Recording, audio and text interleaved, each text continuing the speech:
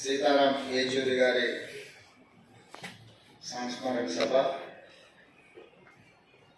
వారికి సంబంధించిన పుస్తకావిష్కరణ కార్యక్రమంలో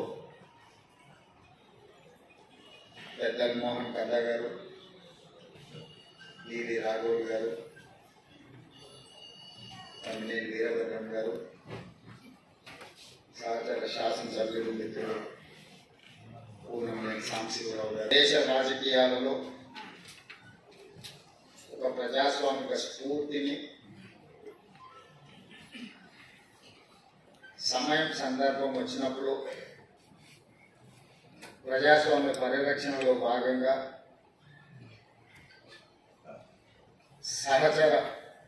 సహజ మిత్రులైన కాంగ్రెస్ పార్టీని కూడా విధానపరమైన ఆలోచనలో విభేదించి ఈ దేశంలో ఉండే పేదలకు, ప్రజాస్వామిక వాదులకు ప్రభుత్వం యొక్క విధి విధానాలు ఉపయోగపడాలి అని చెప్పి పేదల పక్షాన గలం విప్పిన సీతారాం ఏచూరి గారు మన మధ్యలో లేకపోవడం తీరని లోటు. కానీ వారి ఆలోచన విధానం, వారు విద్యార్థి దశ నుండి ఎస్ఎఫ్ఐ కార్యకర్త నుంచి సిపిఐఎం జాతీయ ప్రధాన కార్యదర్శి వరకు దశాబ్దాల కొద్ది ప్రజా సమస్యల మీద, ప్రజాస్వామిక వేదికల మీద వారు మన యొక్క కీర్తిని, మన యొక్క గొప్పతనాన్ని ఈ ప్రపంచానికి సాటిల్లు అని చెప్పి నేను గర్వంగా చెప్పగలను.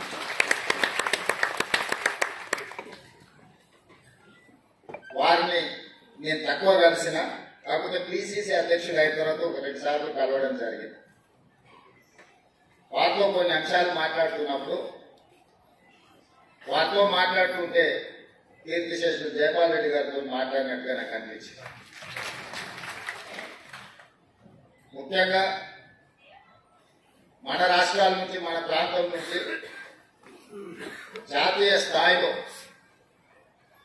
సిద్ధాంతపరంగా కానీ, విధానపరమైన ఆలోచన విధానంలో కానీ జైపాల్ రెడ్డి గారి సమకాలీకులు సీతారాం ఏచూరి గారు అని చెప్పి మనం గట్టిగా చెప్పొచ్చు.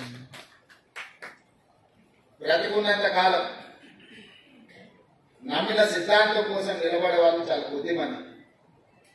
రాజకీయాలలో ఉన్న ప్రజాప్రతినిధులు చాలా మంది ప్రజాప్రతినిధులుగా ఎదగడానికి ఇచ్చిన ప్రాధాన్యత నమ్మిన సిద్ధాంతానికి ఇచ్చేది చాలా అరుదు.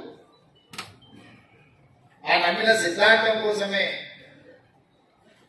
ఆఖరి శ్వాస వరకు నిలబడ్డ వ్యక్తి కామ్రేడ్ సీతారాం ఏచూరి గారు. చాలా మంది నేను ఈ దేశానికి అంకితం,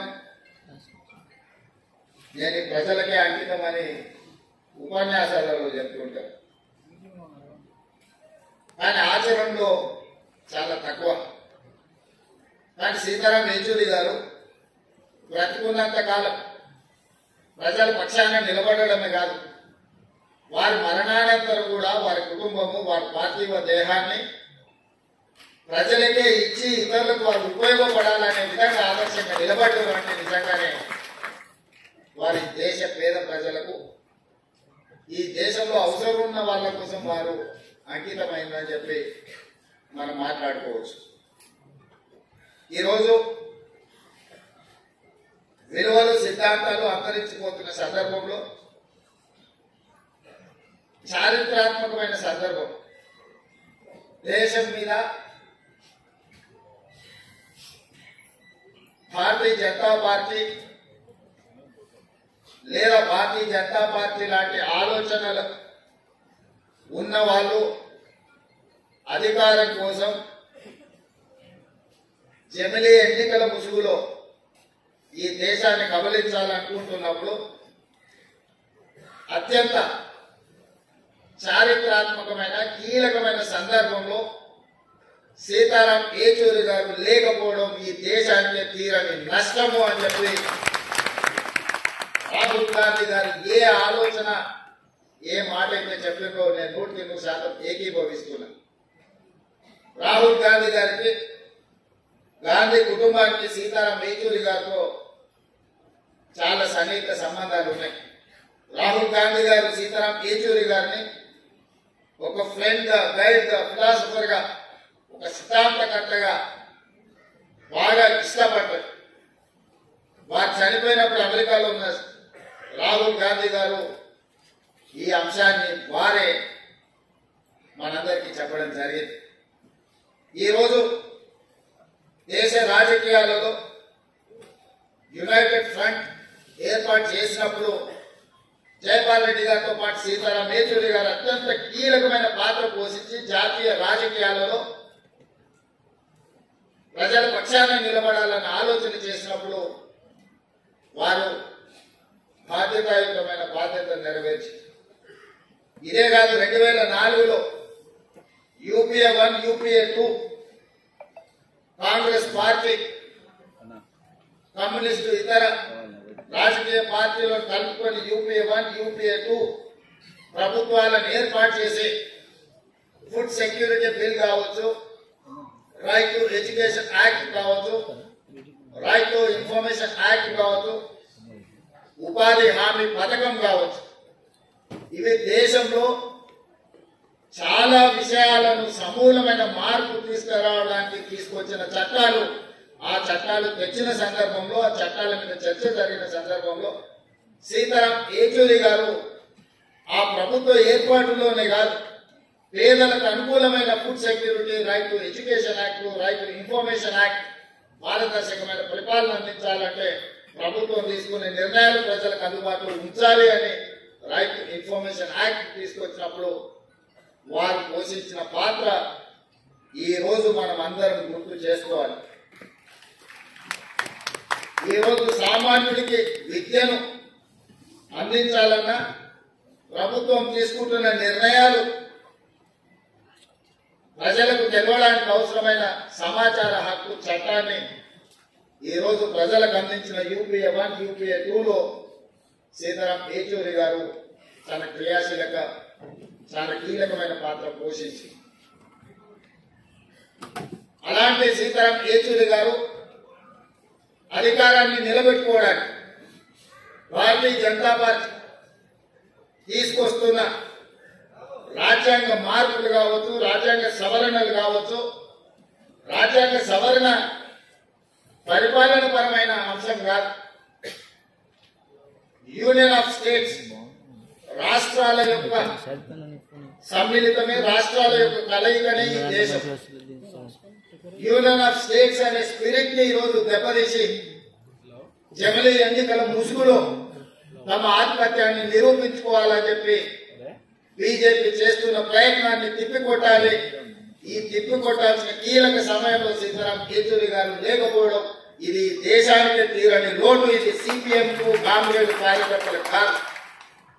ఈ దేశంలో ప్రజాస్వామ్య మనుగడ సాధించాలి, ప్రజాస్వామిక స్ఫూర్తి కొనసాగాలి, రాష్ట్రాల యొక్క హక్కులను కాపాడాలి, ప్రజల యొక్క జీవన పరిణామాలు మెరుగుపడాలి, ప్రభుత్వం యొక్క విధానాలను ప్రశ్నించడానికి అవసరమైన సందర్భంలో సీతారాం యేచూరి గారు లేకపోవడం అనేది నిజంగా పేదలకే తీరని నష్టం.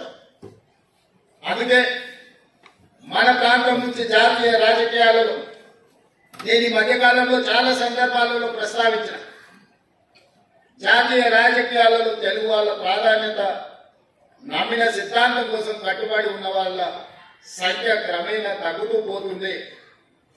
కనీసం మనం చెప్పుకోవడానికైనా మనకు ఒక దిక్సూచిలాగా ఉండాల్సిన సీతారాం యేచూరి గారు మన మధ్యలో లేకపోవడం చాలా బాధాకరం. ఏది ఏమైనా వారు కేరళలో కాంగ్రెస్ వర్సెస్ కమ్యూనిస్టులు ఎన్నికలలో కొట్లాడిన, జాతీయ స్థాయిలో కలిసి పనిచేసి బీజేపీ శక్తులను నిర్వహించడానికి కాంగ్రెస్ కమ్యూనిస్టులు కలిసి పనిచేయడానికి సీతారాం యేచూరి గారు తన సమయస్ఫూర్తితో, సమన్వయంతో దేశ రాజకీయాలలో కాంగ్రెస్ కమ్యూనిస్టులను కలిసి పనిచేసే విధంగా ప్రజల యొక్క కోణంలో నిర్ణయాలు తీసుకోవడంలో వారు చాలా కీలకమైన భూమిక పోషించారు. అలాంటి వ్యక్తులు చాలా అరుదు. ఈరోజు అలాంటి వ్యక్తులు భూతత్వం పెట్టి ఎత్తినా కనిపించేది కష్టమైన సందర్భం. వారి ఆలోచనలు, వారి విధానాలు భవిష్యత్తులో చాలా అవసరం ఉంది. వారి స్ఫూర్తిని సాంబశివరావు గారు చెప్పారు. వారు మరణించినప్పుడు దేశంలోనే ఉండే అన్ని మీడియా సంస్థలు ఈ దేశంలో ఒక ప్రధానమంత్రి ఒక గొప్ప స్వాతంత్ర సమరయోధుడు చనిపోతే ఏ విధమైన విశ్లేషణలు, ఏ విధమైన చర్చా కార్యక్రమాలను తీసుకుంటారో సీతారాం ఏచూరి గారు చనిపోయినప్పుడు కూడా అలాంటి విశ్లేషణ, అలాంటి కార్యక్రమాలను తీసుకున్నారు అని అంటే వారి యొక్క కమిట్మెంట్ విద్యార్థి దశ నుంచి స్టూడెంట్ ఫెడరేషన్ ఆఫ్ ఇండియా కార్యకర్తల నుంచి జేఎన్యూలో, ఆ తర్వాత రాజ్యసభ సభ్యుడిగా కావచ్చు, సిపిఎం ప్రధాన కార్యదర్శిగా కావచ్చు, లేకపోతే యునైటెడ్ ఫ్రంట్ కావచ్చు, యూపీఏ కావచ్చు, యూపీఏ 1, యూపీఏ 2లో కావచ్చు, వారు చాలా క్రియాశీలక పాత్ర పోషించారు. అలాంటి వారు లేకపోవడం, అలాంటి వారిని కోల్పోవడం ఇది సమాజానికే తీరని నష్టం.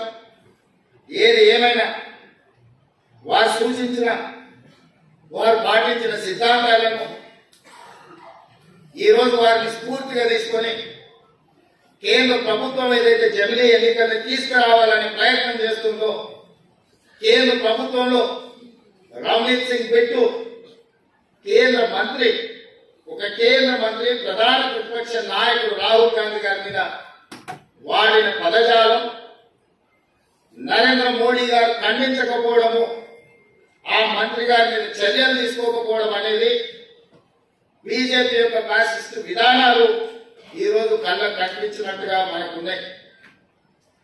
ప్రధాన ప్రతిపక్ష నాయకుడి మీద వ్యాఖ్యానించే ముందు కేంద్ర మంత్రివర్గం ఎవరో సామాన్య కార్యకర్త లేకపోతే వీధి రౌడీనో అలాంటి మాటలు మాట్లాడినంటే వేరు. నరేంద్ర మోడీ గారి మంత్రివర్గంలో ఉన్న మంత్రి ఇట్లాంటి భాష, ఇట్లాంటి ఆలోచన విధానంతో మాట్లాడడము ఇది ప్రజాస్వామ్య స్ఫూర్తికి మంచిది కాదు. ఇట్లాంటి తప్పుడు విధానాలు, ఇలాంటి భాషా ప్రయోగాలు చేసినప్పుడు ఒక జడ్జి లాగా వ్యవహరించే సీతారాం ఏచూరి గారు లాంటి లేకపోవడం మనందరికీ ప్రజాస్వామ్యానికి కూడా నష్టం అని చెప్పి నేను ఈ సందర్భంగా తెలియజేయదలుచుకున్నాను. ఏది ఏమైనా జమిలీ ఎన్నికల్ని విభేదించడం, జమిలీ ఎన్నికల్ని ఆ విధానాన్ని వ్యతిరేకించడం, ఈరోజు భాషల మధ్య, ప్రాంతాల మధ్య, మతాల మధ్య చిచ్చు పెట్టి అధికారాన్ని కాపాడాలనుకుంటున్న భారతీయ జనతా పార్టీ విధానాలను సీతారాం ఏచూరి గారి యొక్క ఆలోచనలతో వాటిని నిర్వహించాల్సిన బాధ్యత మన అందరి మీద ఉన్నది. ఆ విధానంతో మనం ముందుకు వెళ్దామని తెలియజేస్తూ మీ అందరి దగ్గర సెలవు తీసుకుంటున్నాం మిత్రులారా.